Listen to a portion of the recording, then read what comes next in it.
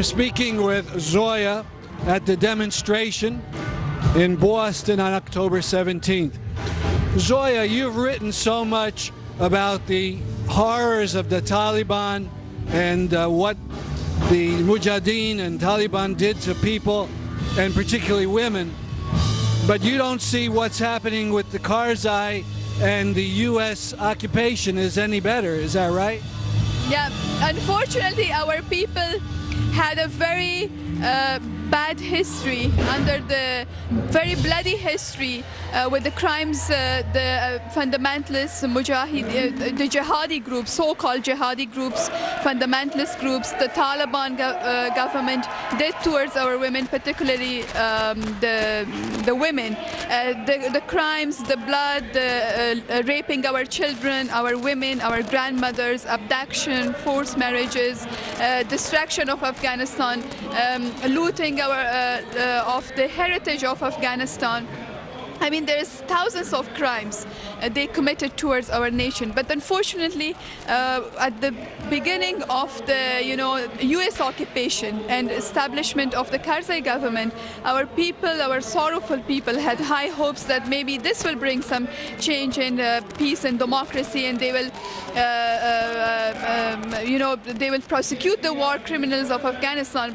But this was not true, and unfortunately, they compromised. The United States government and other Western powers compromised with the Northern Alliance fundamentalist groups. They relied and they support Northern Alliance fundamentalist groups in order to defeat another terrorist.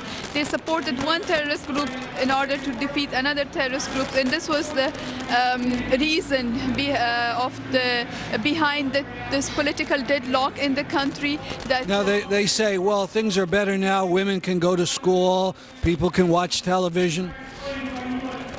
We see that, yes, the doors of schools are open. Unfortunately, this is considered in the West as a sign of liberation of women. But this is not true, because, yes, the doors of school practically is open, but the majority of the families, a majority of the parents do not want to send the children to school, particularly girls, because on the way to school they are being kidnapped, they are being gang raped, they are being killed. Many incidents of acid throwing, they put acid on the face of the students. And this is happening right now.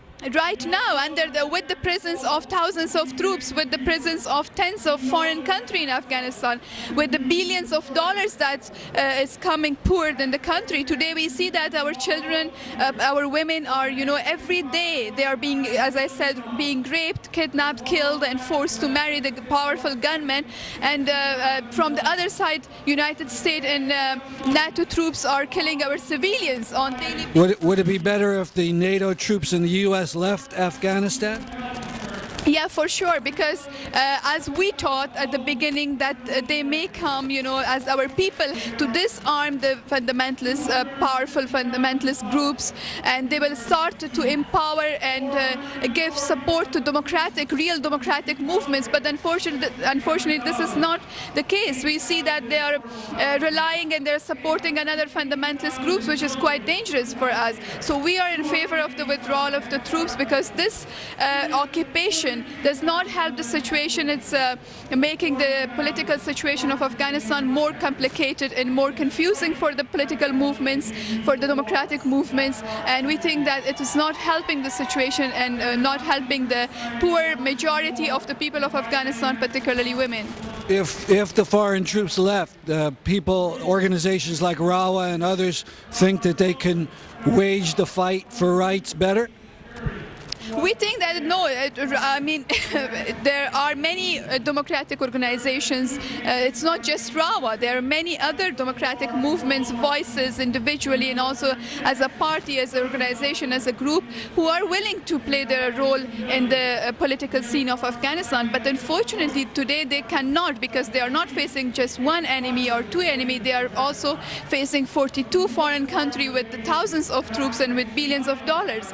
So in this situation, it's quite difficult for us. But if they withdraw their troops, we first of all, we give them some alternatives, that if they're really feeling sorry for our people, they can disempower these criminals, they can disarm these criminals, they can stop supporting these criminals, and they should start supporting democratic forces. But if they are not willing to help the situation in this way, then we think that they should leave Afghanistan. It's our responsibility, the democratic movements, to get united, to make a democratic front and alliance against fundamentalism. For how long we should accept this occupation? We already lost our independence as a nation. Thank you very much. Thank you so much for interviewing.